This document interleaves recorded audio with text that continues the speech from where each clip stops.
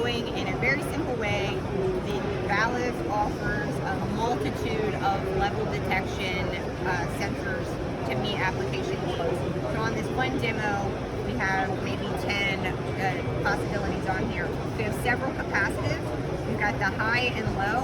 When this demo doesn't start pouring water until it comes to the low, and when it hits this high capacitive, it'll trigger it to stop running and it'll start to drain. This is a fun strip. This comes in a roll, like a roll of tape, and you can cut this to meet your requirements. And this is a capacitive sensor as well. These are great. These look exactly alike, but this is our standard and this is a hybrid. You'll see the standard here is showing it's triggered that there's water. It is reading that the water is actually at this level when it's really just the water hitting the tank here, where the hybrid knows that it's just the flow, and now it's triggered that now we've hit that high capacity. It's going to drain back down.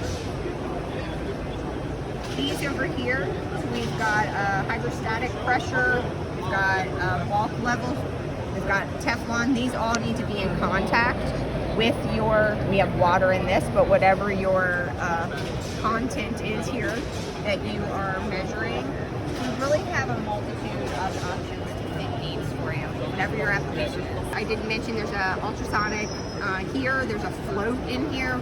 We really kind of hit if you are, like I said, we're using water here, but if you have a viscous something, I like to say chocolate as my example, but it could be blood or it could be an oil. You're going to need a special sensor for that. So we can handle all of those needs. So this is our condition monitoring demo, and what we have here are a few different process sensors up front that's measuring the condition of the water that's traveling through this pipe. We have a temperature sensor here, a flow switch, and a pressure sensor here, again, measuring the water cycling through this pipe. Then the rest of this here is, we have it all going back to our condition monitoring toolkit. So that device is able to, specifically made for measuring the data for process sensors, condition monitoring sensors, to be able to give data on the environment that they're in. What we have here is our condition monitoring sensor.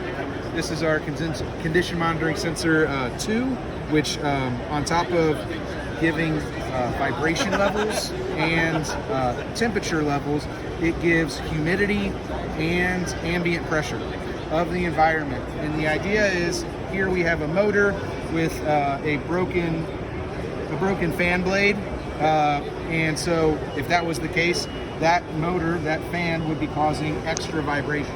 And so we're able to mount it to this motor and detect that vibration, detect when something is wrong, so that the idea would be when we detect that, we can schedule maintenance rather than having a catastrophic failure. So these are for those critical assets, critical pieces of machinery, so that we can tell through trends, through different gauges. We can monitor their environment and know, is there something that is outside of operating procedure? And if so, rather than waiting to catastrophic failure, we can schedule downtime to fix something during a shift change or something like that, so that we don't lose a ton of money with unplanned downtime.